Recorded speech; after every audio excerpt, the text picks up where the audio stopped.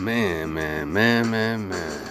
Welcome back to another episode of this Big Mouth TV / news radio podcast, all that in one. Y'all new to the channel, hit that like and that subscribe.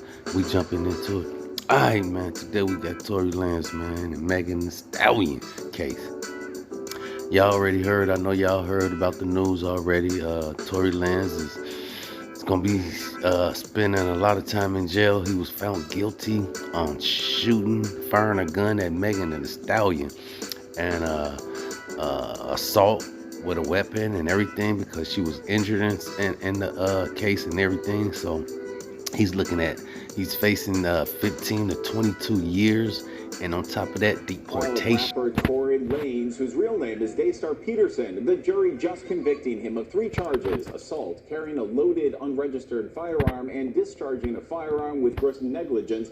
All of this during the shooting of Megan Thee Stallion in the Hollywood Hills back in 2020. His lawyers had argued it was Megan's assistant who accidentally shot her.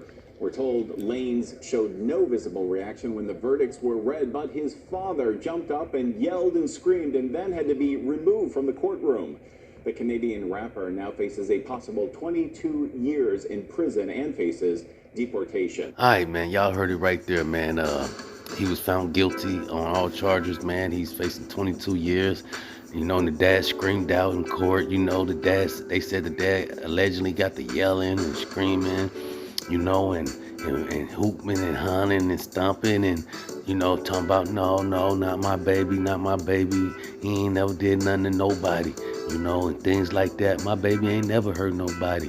And they still gave him 22 years at Baby's party. But, no. All jokes to the side, but shout out to our prayers for Tory Lanez, man. And the dad went off on Jay-Z, man. They say he took his anger out, most of his anger, you know, allegedly out on Jay-Z and the whole Rock Nation. You know, they was talking about, you know, that Hernandez lady that Jay-Z got working for him, saying she's a devil, she's a snitch. She told on the mob, the Mexican mafia, and everything, man.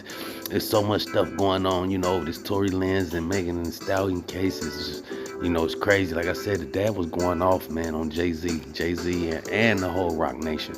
But shout out to Jay-Z, man, and the dad. You know, the dad was saying, you know, Jay-Z be sacrificing these young men's souls and stuff. They taking souls and things like that. But hey, man, it's crazy, man. It's a crazy world we live in, man. You know, that's what Jay-Z look like he's saying in his mind right now. You know, hey, what would you do if you came from Marcy Projects in New York? You know, rats and roaches and stuff like that, and raised around the family he was raised around and things like that, man. Hey, allegedly, man. Hey, we just speaking our mind up here, Big Mouth. But they said Reverend Durong is gonna be the one that's gonna sentence Tory Lanez to 22 years, man. That's crazy, man. But our prayers up to Tory Lanez, man. Shout out to Megan. Our prayers up to Megan. We hope everything go well, man. But let's jump into this next story right here, y'all. Got no other than Blueface. Man, if y'all ain't been hearing about this story, man, Blueface cold cocked his girlfriend dad, man. You know what I'm saying? You know, he beat him up or something like that. You know, it was all caught on film and stuff. Y'all want to look at it, y'all go check it out. But you know, it looked like they was trying to jump on Blueface. You know, the family, you know, her whole family was trying to jump on Blueface. I guess Blueface had been putting his hands on her, and the dad and the brothers approached him, and so Blueface, you know, somehow they try to jump him, but he ended up cold cocking the dad, man. And so, you know, it's crazy, man. And they try to say Blueface, you know, the dad only approached because Blueface been putting his hands on her, man. But shout out to Ike and Tina, man. We hope they get their stuff situated, man, and keep all that nonsense, you know, off the social media and stuff like that, man. Shout out to Ike and Tina, man. But let's jump into this last story, y'all, before we get up out of here. We don't want to hold y'all up too much longer. Y'all remember I did a story on the bishop, man, a while back, man. This bishop, you know, had got his church robbed and stuff, and all his jewelry took, and guns pointed at him and his wife and kids and all that. But come to find out it was fake, bogus, man. But y'all check it out. Here goes. My wife and my daughter, and I grabbed her. He says he was worried about his family and thinking back to the moment in July when he was robbed at gunpoint during a sermon streamed live online. That's the only thing that I can remember. This lady had a bag under her arm, and she was going after my wife. The woman in the video, 47-year-old Tarsha Howard, was arrested and charged with trespass and disrupting a religious service. She showed us her injury and made a brief statement.